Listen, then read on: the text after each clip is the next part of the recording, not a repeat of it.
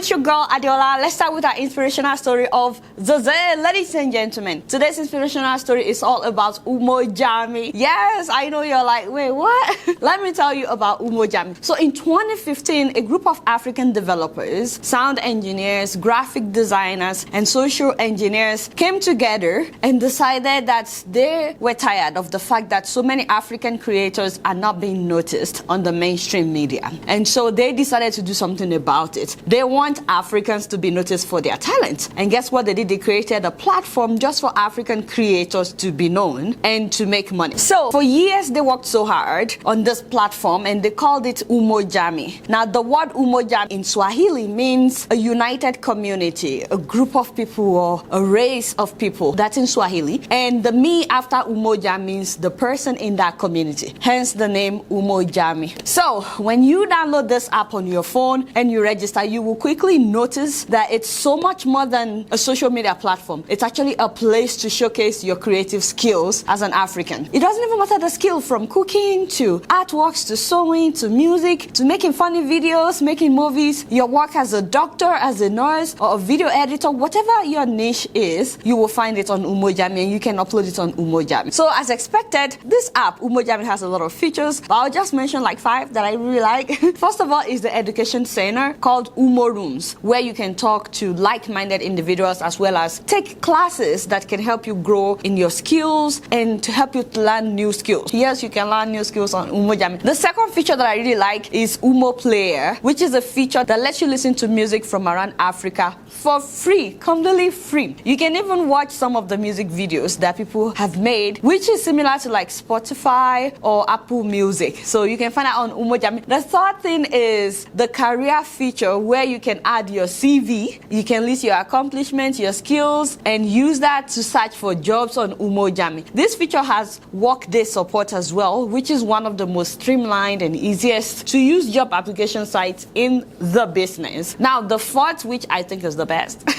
is the fact that you can watch movies for free, full-length movies and TV shows on Umojami. They already have great movies on there like Black Panther and so many others for free. And I believe you can access the movies on your phone. I don't know if you can access when you go through your laptop, but you can access through your phone. Now, the fifth feature that I really like is the fact that you can order food on Umojami.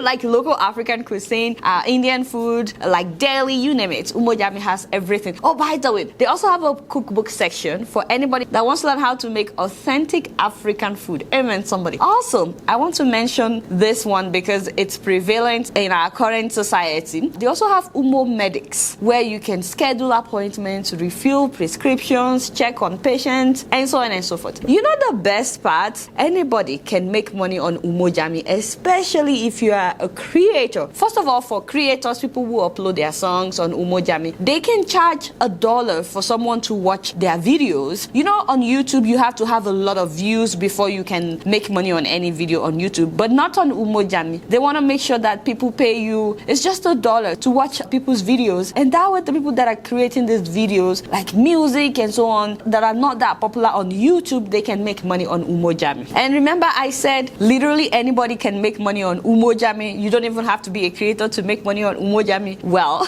let me tell you about that. So if you're not uploading video or anything, you can still make money just by registering on Umojami and commenting on other people's posts and just being engaged on this app. The virtual currency on Umojami is referred to as cowries, you know, the African cowries. And these cowries are then converted into money that you're familiar with. For every 500 cowries that you make on Umojami, you get $1. And once you make up to $20, they will send you the payments anywhere you are in the world. So how do you make money on Umojami? Once you sign up on Umojami, you automatically have your own affiliate link with which you can invite your friends to download the app. So anytime someone uses your affiliate link to sign up, you make 10 pence or 10 cents depending on where you live. It's equivalent of 10 cents. So not only that, you get 50 calories just for registering. And then you get 15 calories for commenting on other people's posts. You get 2 calories for creating a new post, 10 calories for reacting to someone's post, like liking their post or smiling or whatever. 5 calories for creating a new diary. This is how you accrue dowries on Umojami. You don't get paid on Facebook for commenting on people's posts. You don't get paid on Facebook for reacting, for liking, for disliking, or whatever. But on Umojami, you get paid for doing all this. So guys, this was made by fellow Africans. Let us support them. The value of this app is already estimated around $400,000, and they're just starting. Very soon, people will be coming on Umojami to look for African creators, African performers, African cooks, African this and that, you know, to hire them. So now that I've told you about Umojami, hopefully you can also help my market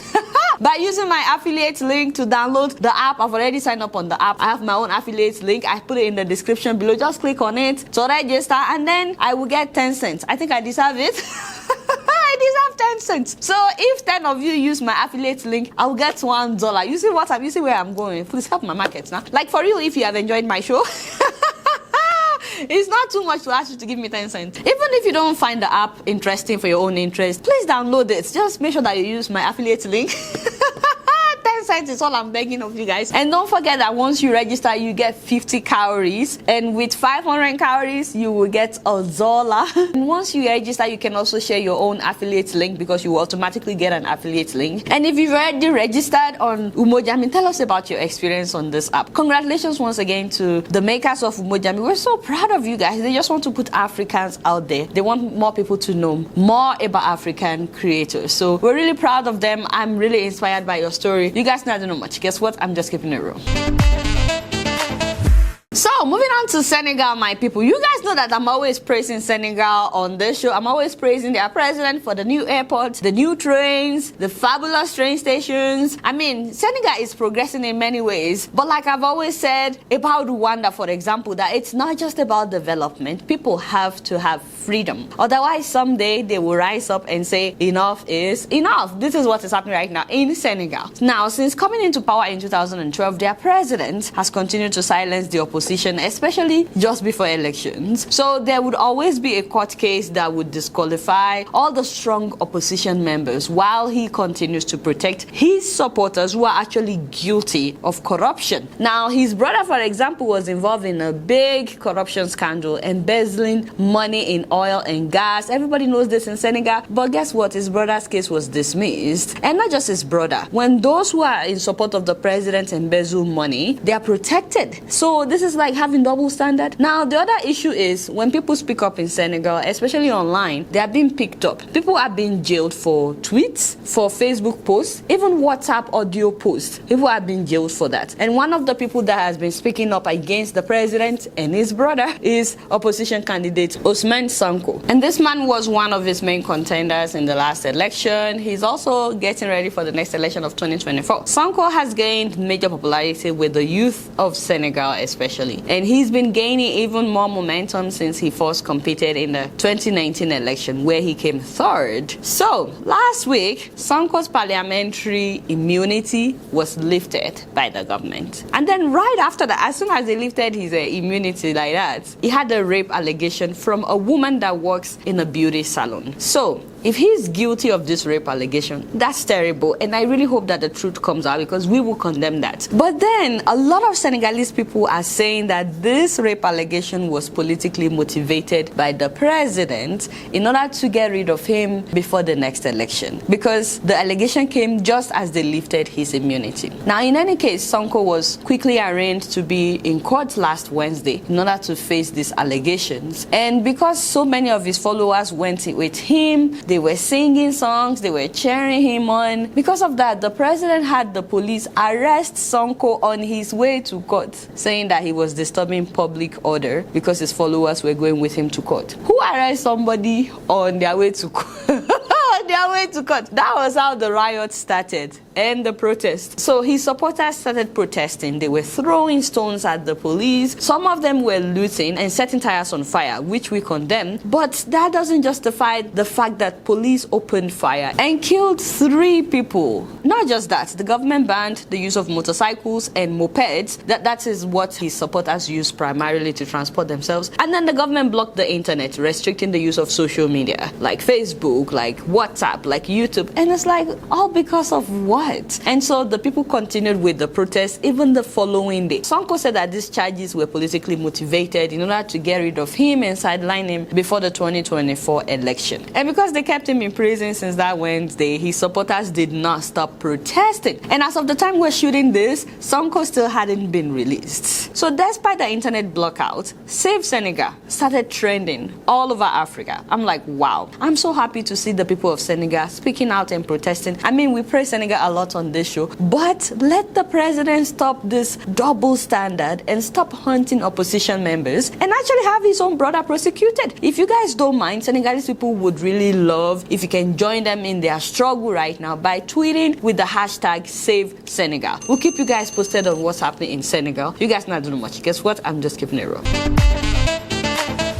Okay, so ladies and gentlemen, I don't know how to talk about this, but Sheikh Igumi, in case you're watching, so let me look here. Exactly what is going on in the peripheral level of the photosynthesis of the equation on your side. Esa, what is happening? Because the man keeps digging and looking for trouble. Like, for real, what do you mean by if coup plotters are pardoned, bandits should also be pardoned? Esa, exactly what are you trying to say? Maybe if you can just explain. Because he is saying now that those that instigated the civil war in the 60s were pardoned. He said those that instigated civil war were pardoned. So I see no reason why we cannot accept bandits' repentance and give them amnesty. You think he's dragging Biafrans into this equation? Esa, you know, my issue is not just the fact that the man keeps digging deeper and deeper. My main issue is, why has he suddenly become a spokesperson for bandits? Why is he so passionate for these bandits? Why hasn't he been as passionate for the victims of the bandits? Am I missing something here? There's something that is not adding up right. Is this how big people in Nigeria will continue to make excuses for criminals? The devil is a liar.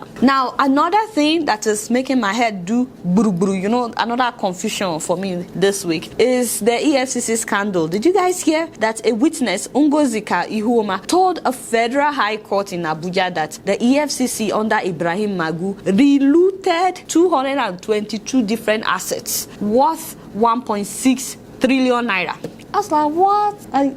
Wow, okay. Ngozika said Magu confirmed before Justice Ayo Salami that he shared and allocated a larger quantity of these properties to his colleagues, his friends, and associates. So, do you think EFCC may be relooting the loot? Let me know what you guys think about this, because I'm finding it hard to wrap my head around this. Meanwhile, I'm sure you guys must have seen the tweet that started the debate on Twitter. Move closer. Let's talk about this debate, just because I think we should be able to tell ourselves the truth. Somebody named Iretiogo tweeted that I rushed to the hospital for an emergency and I'm being told I have to wait for the nurses to finish their morning devotion. These are the issues in Nigeria. I'm a Christian, but this is totally unprofessional. Anyway, so this lady shared her experience at a hospital. At a hospital, they were doing morning devotion. They didn't attend to emergency. Emergency! They were doing devotion. I said, Baba. So that was how other people started sharing their own experience as well. So another tweet that got my attention was by Olaide Omidei, who said that at the immigration office in Abeokuta, that is in Ogun State, the first thing they do in the morning is morning devotion, which consists of singing melodious songs, shackling the devil, and then speaking in tongues. After all the nonsense, they start collecting bribes from applicants. I was like, wow. So I shared these tweets, about 4 of them or 5, on my Instagram page and my Facebook page, wondering what people think about it. And just seeing people's reaction has been very interesting. First of all, I got to realize that this doesn't just happen in Nigeria. Some Cameroonians are saying that this happens in their country as well. I was like, okay. Anyway, while some people were also sharing their own experience, there are other people who see this as an attack on Christianity, but it is not. In fact, there are people saying, why are you blaming the church for this, for that? And it's like, nobody is blaming the church for any of this. I think we're trying to address the fact that a lot of people are too religious. A lot of people are so religious, but not necessarily godly in their behavior. I mean, the question is, shouldn't professional settings, shouldn't they be professional? Should patients be ignored because of somebody doing morning devotion? And why can't people do devotions at home is what I don't understand before going to work. Because I've had a similar experience as well. I went to Nigeria one time and the airline lost my luggage. And my destination wasn't Lagos. Even though I flew into Lagos, I was supposed to fly out of Lagos the following morning. Anyway, they told me to go to their office the following morning. So I thought, okay, I will go there, pick up my luggage before flying to Abuja. But when I got to their office, first of all, whoever was in charge of the office was not there. I got to the office the time that they said they would resume, and I waited for more than 45 minutes before the person came. So she came late. And that wasn't even the case. I was there waiting. And then when she came, she went in, she closed the door. So it's a glass door. I could see her, but we were not allowed to enter, me and the person that went with me. So we couldn't enter yet. She said she will call us when she's ready. And I was looking through the window. I was looking through the door. She started doing morning devotion. Jesus. She started doing morning devotion. I was like, this is not happening. Like, is this really happening? She covered her head with her handkerchief. She started reading Bible. And then she started praying. This auntie went on for about 20 minutes doing morning devotion. I was standing out there. Jesus.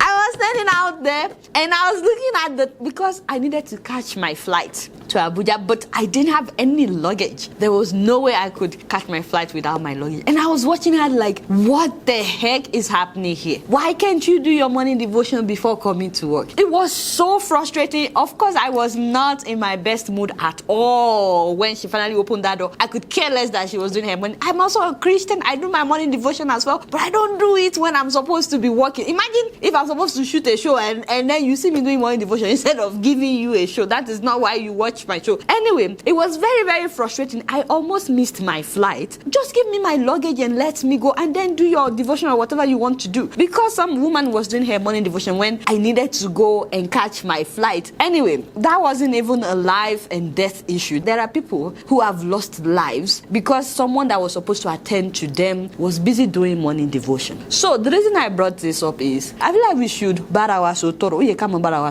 I have nothing against people doing morning devotion, prayers, whatever. But when they get to professional settings, they need to be professional and take their job seriously. That is why you are not getting paid to go and do morning devotion. That is why they are getting paid to work, not to go and do morning devotion. So I want to know what you guys think about this. And please, you don't have to be rude to anybody in your comments. Share your experience if you've experienced anything like this. And if you are the type that ignores your work to do morning devotion, please stop. Do your morning devotion before you get to work. Unless it's like a Christian school where they are expected to pray with the kids and stuff, but not like a hospital, a professional setting, immigration office. That is not why you go there to do your work. I'm sorry, I know I will offend a lot of people, and this is not an attack on Christianity or on the church. No, this is about, please be professional. Can I tell you something? If you do that outside of Nigeria, you will be fired.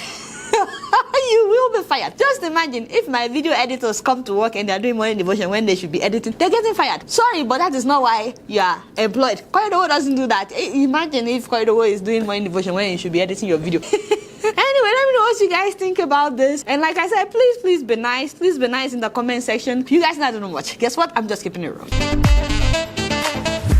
So before I leave, I want to give a huge birthday shout out to my very own uncle in Kentucky. Well, that's my only uncle. No, I actually have a lot of uncles in this America. I'm sorry, Bashe. But you have rivals.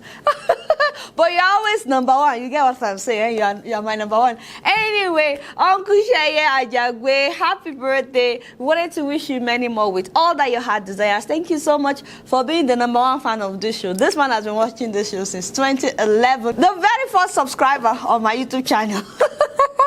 Thank you so much for that, Sheye. Happy birthday. We love you. So before I sign out, please know that I've been told that some children are planning to kick me out of my show on Sunday just because it's International Children Broadcasting Day. So they said that they're trying to take over my show on Sunday. I don't know. I'm still on guard, trying to make sure that I protect my show by fire by force. But just in case this coming Sunday, the show comes up and at some point the kids kick me out, just so you're not wondering what happened, it's because it's International Children's Day of Broadcast. So, but I'm ready for them. I'm ready for those kids. I'm not going anywhere. We'll see what happens on Sunday. Alright, y'all, it's been real and I'm keeping it real right up in here. Don't forget to follow me on Facebook, Twitter, and Instagram. And if you're yet to subscribe to my YouTube channel, please make sure that you do that. Until next time, I will see you all later. Peace out.